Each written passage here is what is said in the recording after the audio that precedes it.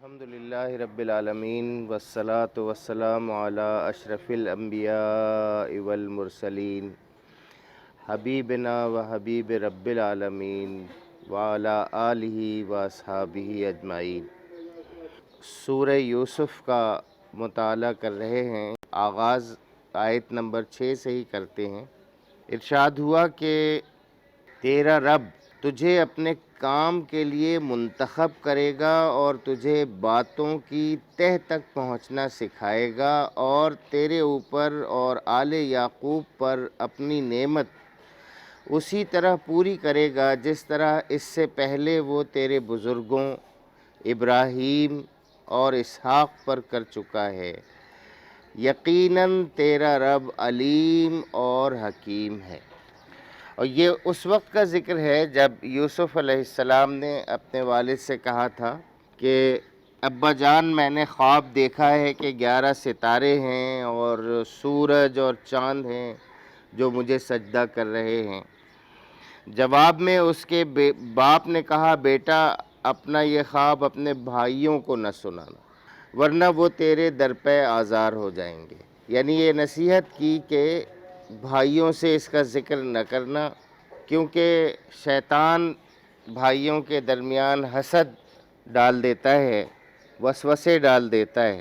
اور یہ مزید بتایا کہ تمہیں اپنے کام کے لیے منتخب کر لے گا اللہ تعالیٰ، یعنی نبوت عطا فرمائے گا۔ اور اگلی جو مزید صفت بتائی وہ یہ کہ اور تمہیں باتوں کی تہ تک پہنچنا سکھائے گا۔ تاویل الاحادیث، تاویل الاحادیث کا مطلب ہے بات کی تہ تک پہنچ جانا۔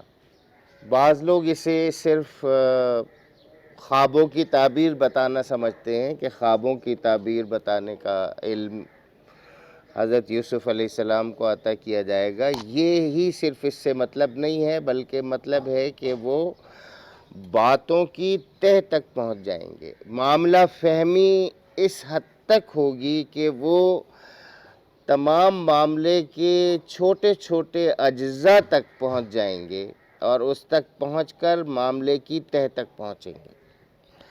یہ ہے معاملہ فہمی اور حقیقت تک پہنچنا۔ یہ وہ بنیادی صلاحیت ہے، وہ بہترین صلاحیت ہے کہ کسی بندے کو اگر یہ حاصل ہو جائے تو بہت سارے پیچیدگیاں تو اس کی زندگی سے ایسے ہی ختم ہو جاتی ہیں۔ آپ دیکھیں اکثر لوگ معاملات کو جیسے ہی پیش آتے ہیں ان کے سامنے بھڑک اٹھتے ہیں، ذرا تحمل نہیں ہوتا ان کے اندر، یعنی وہ ذرا سی بھی غور و فکر کرنے کی کوشش نہیں کرتے، یا غور و فکر کی عادت ہی نہیں ہوتی ان کے اندر، یا صلاحیت ہی نہیں ہوتی، وہ بات تک پہنچ ہی نہیں پاتے اور بالکل اس کا سطح کو دیکھ کر، ظاہر کو دیکھ کر بھڑک اٹھتے ہیں، فوراً ریئیکٹ کر دیتے ہیں۔ یہ کون لوگ ہوتے ہیں؟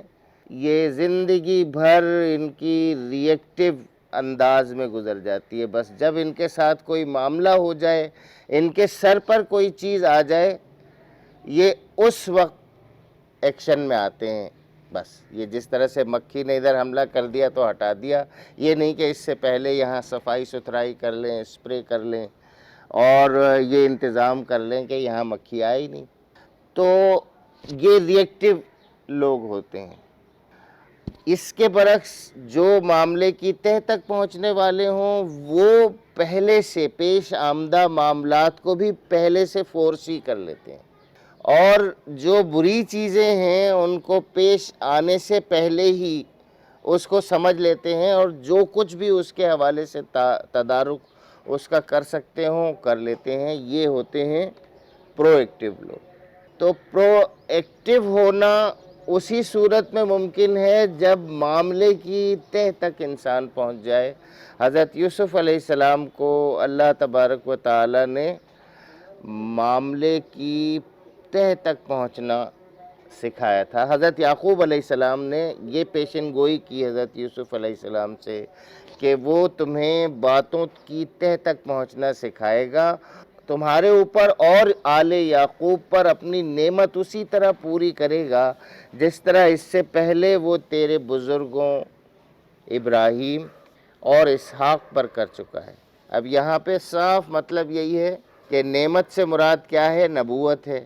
حضرت ابراہیم علیہ السلام کو اللہ تبارک و تعالیٰ نے نبوت بخشی، حضرت اسحاق علیہ السلام کو اللہ تعالیٰ نے نبوت بخشی۔ تو حضرت یوسف علیہ السلام سے جب ذکر ہو رہا ہے کہ وہ اسی طرح سے تمہیں بھی بخشے گا، نعمت بخشے گا، تو اس کا مطلب یہ ہے کہ نبوت عطا کرے گا، اور یقیناً تیرا رب علیم اور حکیم ہے۔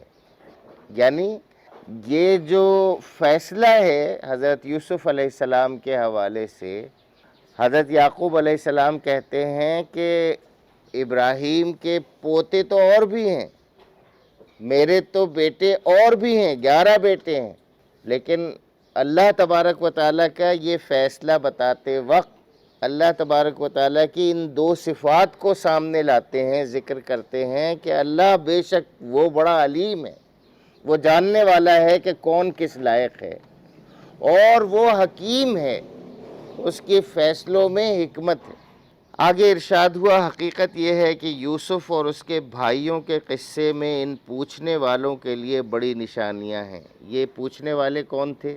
یہ پوچھنے والے مشرکین مکہ تھے، حضور صلی اللہ علیہ وسلم کے بھائی بند تھے، پڑوسی تھے، کزنز تھے، قریب کے لوگ تھے سارے۔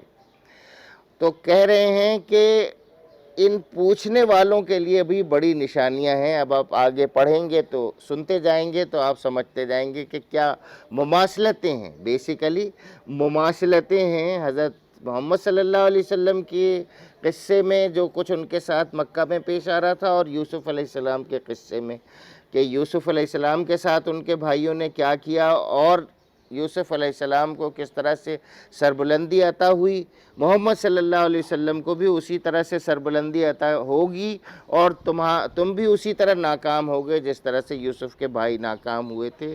تو ارشاد فرماتے ہیں کہ حقیقت یہ ہے کہ یوسف اور اس کے بھائیوں کے قصے میں ان پوچھنے والوں کے لیے بڑی نشانیاں ہیں۔ یہ قصہ یوں شروع ہوتا ہے کہ اس کے بھائیوں نے آپس میں کہا، یہ وہ جو 10 بھائی ہیں ان کی آپس میں میٹنگ ہو رہی ہے، اس کی روداد ہے۔ یہ یوسف اور اس کا بھائی، یوسف علیہ السلام اور ان کے بھائی بن یمین، یہ دونوں ایک ماں سے تھے، اور بن یمین کی ولادت کے وقت ان کی والدہ کا انتقال ہو گیا تھا، تو گویا یہ دونوں بچے بن ماں کے تھے۔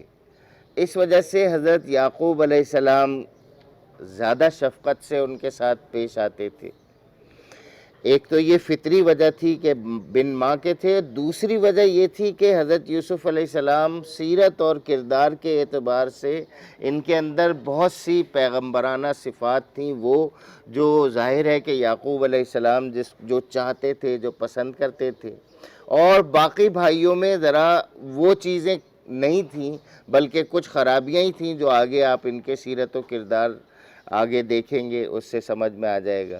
تو یہ پس منظر ذہن میں رہے، اور اس کے بعد ان کی یہ جو میٹنگ ہے 10 بھائیوں کی، وہ آپ اس کو سنیے۔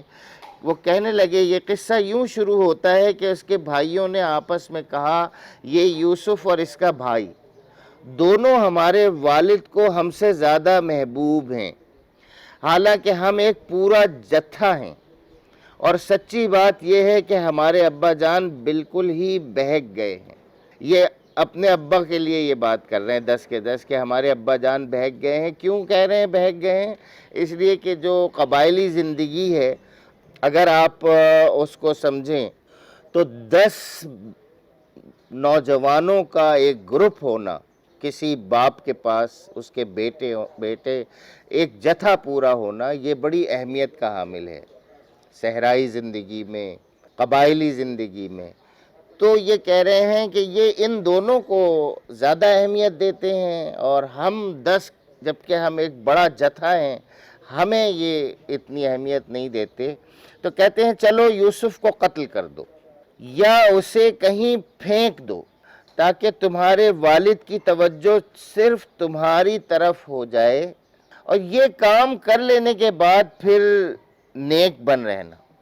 اب یہ فقرہ آپ غور فرمائیے کہ پھر نیک بن رہنا ان لوگوں کی نفسیات کی بہترین ترجمانی کرتا ہے جو اپنی خواہشات نفس کے غلام بن جاتے ہیں. ہر گناہ اور ہر برائی کو اختیار کرتے وقت وہ یہی سوچتے ہیں، یہ آج کر لیں پھر اس کے بعد ہم نیک بن جائیں گے.